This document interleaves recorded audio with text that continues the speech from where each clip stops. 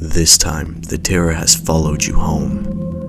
In this last chapter of the 5 Nights at Freddy's original story, you must once again defend yourself against Freddy Fazbear, Chica, Bonnie, Foxy, and even worse things that lurk in the shadows. Playing as a child whose role is yet unknown, you must safeguard yourself until 6 a.m. by watching the doors, as well as warding off any unwanted creatures that may venture into your closet or onto your bed behind you.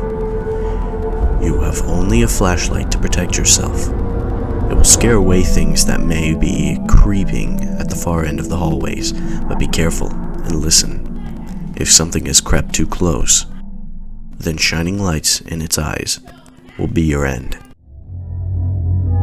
Hello everybody, welcome back to February at Freddy's, and this might have to be the wrench that made the series go off-rail from child murder ghost robots to immortality-driven mad scientists and their ghost metal. The 4th entry in the 5 Nights at Freddy's series introduces some new characters and finally reveals the aforementioned Fredbear. Now, sadly, excluding the uncanon Halloween update, we don't get to hear our old friend Phone Guy in this game. All we have to understand this game is the minigames. Real quick, I want to make a mention I saw in another set of theories. Scout had only planned for having 3 games as of FNAF 3. This means that a solid story was being told then, with all the events after being additions to the story used as pieces to explain why the events in the first 3 games happen, and of course, its conclusion. But that retcon can only be found after this game, with the box. A blue box with 2 locks, which at the time we had no clue what its purpose was. We know thanks to the Doco interview that whatever the contents of the box were when this game came out changed afterwards, but we'll discuss that later. Now, the definitions from the FNAF Wiki, link in the description. Let's discuss the minigames. Minigame 1. This minigame opens up 4 days until the party. Each time the child enters a room, the Fredbear plush will appear to follow him around. But to win the minigame, one must walk over to the TV. As of this, someone with a Foxy mask will scare the child. The plush will say, "Tomorrow is another day." The minigame opens up with 3 days until the party. The Fredbear plush's opening statements are, "He left without you. He knows you hate it here. You are right beside the exit. If you run, you can make it. Hurry. Run toward the exit." In this minigame, the child is in the FNAF 4 restaurant. The player appears to have been left behind at the establishment and is told that they must get help. Upon heading right, the child will be located by an employee wearing a Fredbear suit. The Fredbear plush will instruct the child by saying, "It's too late. Hurry the other way and find someone who will help you. You know what will happen if he catches you." If the player heads left, you can see shadows of Fredbear and Spring Bonnie, and the Fredbear plush will say, "You can find help if you can get past them. You have to be strong." If the child advances further, the person wearing Fredbear's suit will block the other end of the room, prompting the child to collapse, crying while hiding under a table, at which point a message will appear stating tomorrow is another day. A minigame opens up with 2 days until the party. At the beginning of this minigame, the Fredbear plush talks to the child saying, "He hates you. You have to get up. You have to get out this time, but you have to hurry." This minigame is the same as the one at the end of night 2, but this time the child will be able to get out of the establishment. After exiting the restaurant, the player will have the ability to interact with several other children on the way back out of their house. Right outside the establishment is a child holding what seems to be plush trap. If talked to, the child says, "Where's your plush toy?" "Mine is Spring Bonnie. My daddy says I have to be careful with him, or I will pinch my finger. He's a finger trap," he says. If the player walks down further, you can see a girl wearing an orange dress. When talked to, she will allude to darker things by saying, "You'd better watch out. I hear they come to life at night. And if you die, they hide your body and never tell anyone. Why do you look so worried? See you at the party." If the player walks down even further, they can talk to a boy wearing a green shirt and blue jeans, laughing on the sidewalk. When talked to, he will taunt the child, asking, "Are you that kid who hides under the table and cries? No one else is scared, why are you? Stop being such a baby." If the player walks left and then upwards, they can interact with another girl wearing a purple shirt in the playground. When talked to, she will ask, "Why are you crying? Don't you like my toy collection?" As the player walks left, you can see a boy holding a pink balloon. When talked to, he will ask, "Are you going to the party? Everyone's going to the party." Oh wait, you have to go, it's your birthday." When the child finally reaches home, he's scared once again by the person with the foxy mask.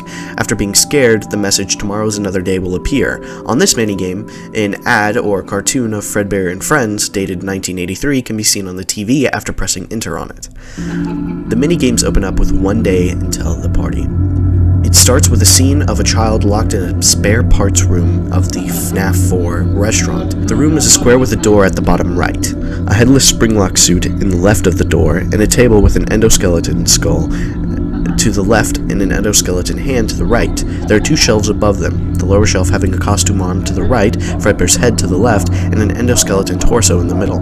The upper shelf has Spring Bonnie's head, and to the right, an endoskeleton skull to the left. As the child cries, he cries, "Please let me out, please." Then the child falls over into the fetal position, crying, "Please let me out, please."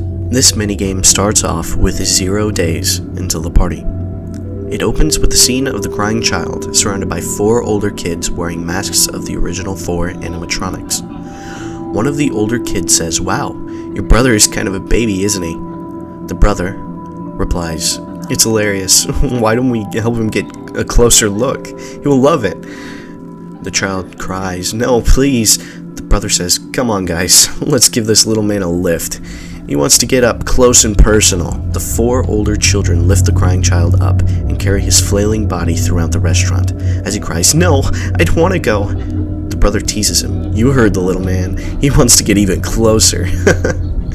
The kids approach what appears to be Fredbear and Springtrap singing on stage, and the brother taunts the crying child further, saying, "Hey guys, I think the little man says he wants to give Fredbear a big kiss. On 3, 1, 2. They lift the crying child up into Fredbear's singing mouth, laughing all the while until Fredbear bites down and crushes the child's skull and upper torso. The older kids stop laughing, and the screen fades to black. The next scene begins with the crying child in a black room, a plush Fredbear in front of him, and the plushies of the 4 original animatronics, excluding Foxy's head, further away from him, representing the child in a coma. The unseen brother says, "Can you hear me? I don't know if you can hear me. I'm sorry." What's soon to be Fredbear states, "You're broken. We are still your friends. Do you still believe that? I'm still here." All 4 animatronics fade away with each sentence, leaving only the plush Fredbear. The text goes on to say, "I will put you back together." He too fades, and the child stays for a while, and then fades away, as well as a very faint flat line can be heard in the background.